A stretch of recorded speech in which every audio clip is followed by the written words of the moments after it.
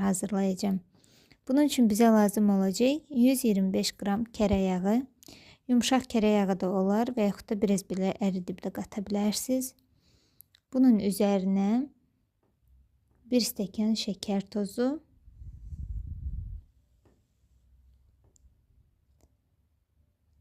yarım stəkan 180 qram, yəni qatıq, smetan fərqi yoxdur.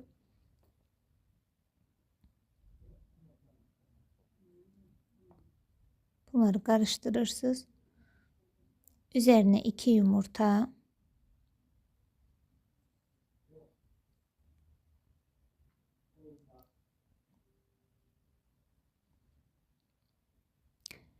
bir paçka kabartma tozu ve bir paçka vanil. Bunları da karıştırırsınız.